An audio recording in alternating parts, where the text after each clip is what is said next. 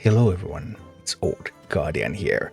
Hearthstone's latest balance patch is now a few days old, and I will have a full meta report coming in the near future, but in this video I want to take a look at the buffed decks, because as they said in the patch notes, we have two goals this patch. First, we want to weaken some of the meta outliers, so they nerf Sludge Warlock, okay. And second, we want to experiment with smaller buffs across several cards that are rotating out of standard soon, especially in classes that are currently weaker, to see if we can give them one last hurrah. Our hope is that players will try out and enjoy some of these strategies during these last few weeks before they go. So all of the buff decks are going to leave. None of them will stay in standard format, the key cards are rotating out, but there are some playable decks now. I would say that there are two decks that are somewhat meta decks right now, out of the buff decks. Two decks that were elevated to a status that you can actually climb the ladder with them. And then there's another few decks, like 4 decks or so, that are able to reach around 50% win rate. So you might also be a little bit below 50%, maybe you can't actually climb with them. Or maybe you can, so a little less certain. But let's take a look at these decks. And first we take a look at the two meta contenders that are now in the meta thanks to the buffs. And first of all we have Energy Shaper Mage, or people call this Romat Mage, sometimes it's a Mining Mage.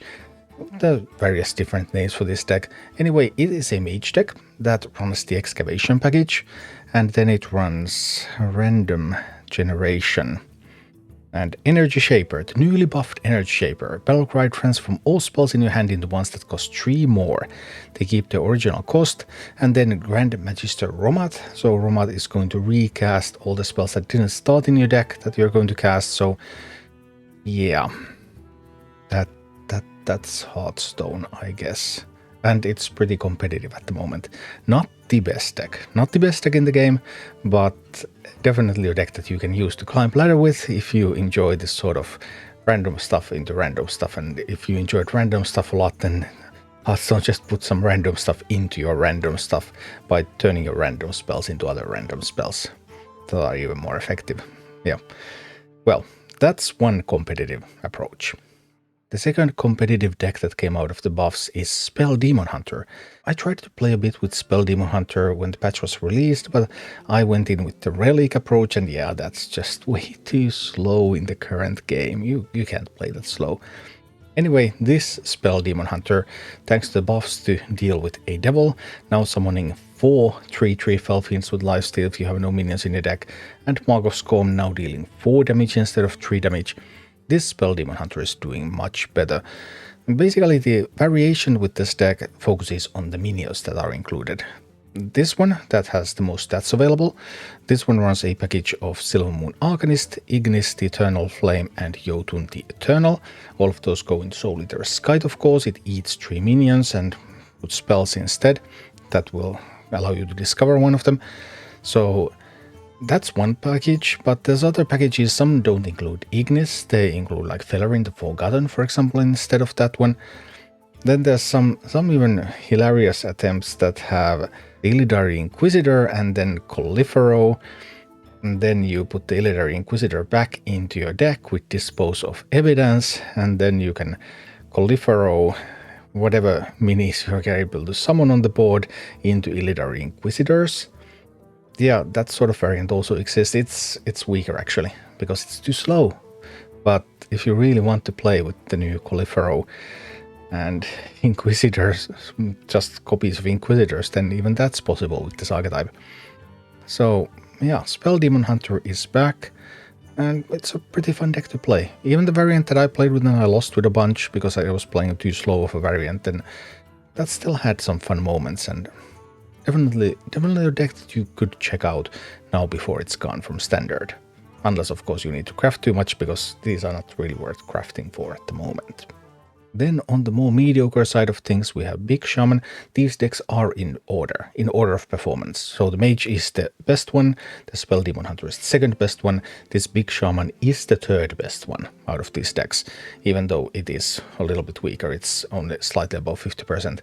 But Big Shaman did get 3 buffs, with From the Other Side buff, Blightblood Berserker, and Harkener of Dread. And indeed, From the Other Side is incredibly strong right now, and Hagen of Dread is also very, very strong with that reborn, even though the undead it summons a little bit smaller, but now it summons 2 of them because it reborns, and then it summons another one when it dies again.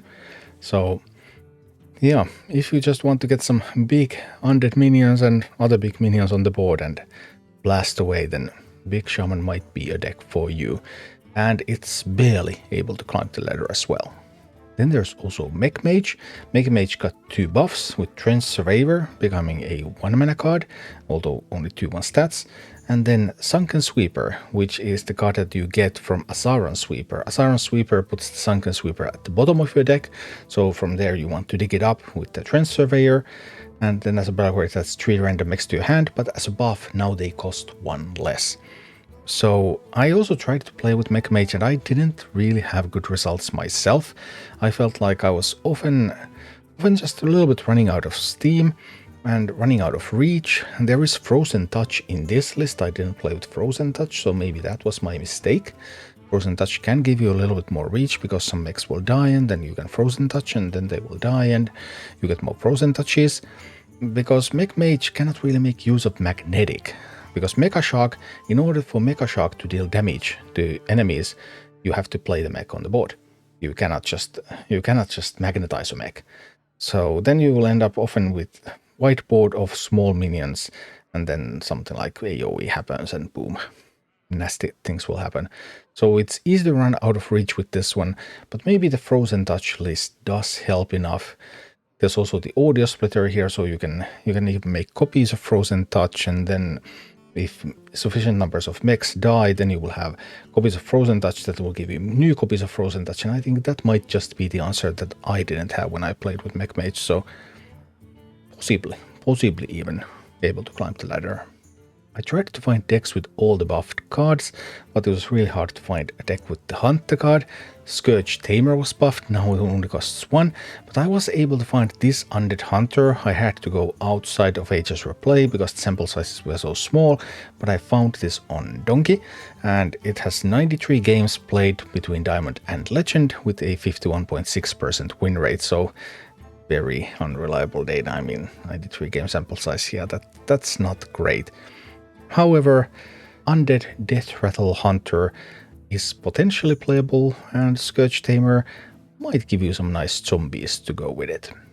And finally, people have really been trying to make Thief Priest work, because Mysterious Visitor got buffed. Battlecry reduced the cost of cards copied from your opponent by 3.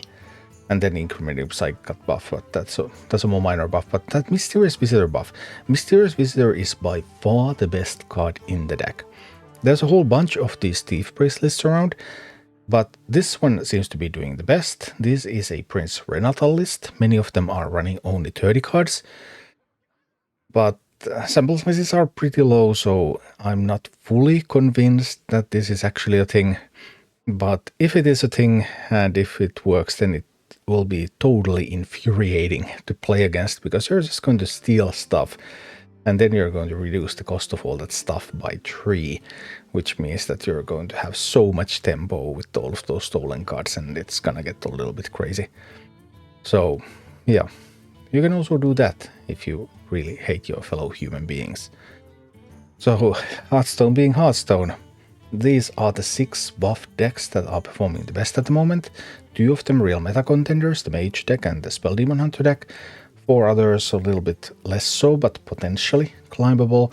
And there's some random put into your random stuff, and then some stealing stuff going on. So yeah, if that's the gameplay you enjoy, then these last few weeks you have left, you will be able to enjoy these decks. But do remember that key cards from these are going to rotate out of standard format, so don't go ahead and craft these decks at this point. Just wait for the next expansion for more crafting.